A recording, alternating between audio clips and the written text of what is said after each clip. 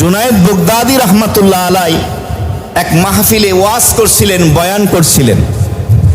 এক যুবক দাঁড়িয়ে গেলেন, বয়ান শেষে বললেন, হযরত আপনার কথাগুলো আমার অন্তরে গেঁথে গিয়েছে, আমার হৃদয় আত্মায় প্রভাব বিস্তার করেছে।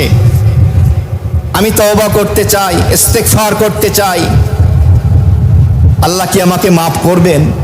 জুনায়েদ বাগদাদী রহমাতুল্লাহ আলাই বললেন, তোমার অপেক্ষায় কি কেউ আছে?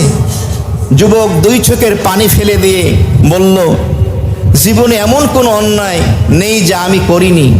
শরাব পান, নেশা, জুয়া থেকে শুরু করে এত অপরাধ করেছি যে আমার মা বাবা পর্যন্ত আমাকে সন্তান হিসাবে পরিচয় দিতে চায় না। এমনি ভাবে আমার স্ত্রী আমাকে ছেড়ে চলে গিয়েছে, আমার অপেক্ষায় কেউ নেই। জুনায়েদ বাগদাদী রহমাতুল্লাহ আলাই দুই চোখের পানি ফেলে দিয়ে বললেন, আরশের মালিক তোমার অপেক্ষায় আছে। সুবহানাল্লাহ।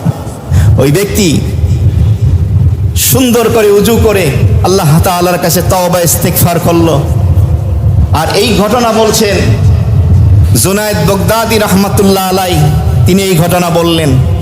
এরপরে তিনি বলেন, আমি রাতের বেলা তাহাজ্জুদের নামাজ লাইলাতুল কিয়ামের জন্য মসজিদের দিকে যখন রওনা দিলাম, আমি মসজিদে ঢোকার আগেই দেখলাম সেই যুবক মসজিদে সিজদায় লুটিয়ে পড়ে অঝরে আল্লাহর দরবারে কাঁদতেছে। সুবহানাল্লাহ।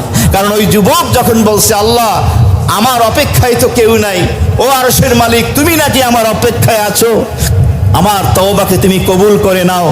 গায়েব থেকে আওয়াজ আসলো, তোর তামাম জিন্দেগীর সমস্ত গুনাহ আরশের মালিক আল্লাহ মাফ করে দিয়েছেন। সুবহানাল্লাহ। বান্দার কাজ আল্লাহর কাছে নত জানু হওয়া।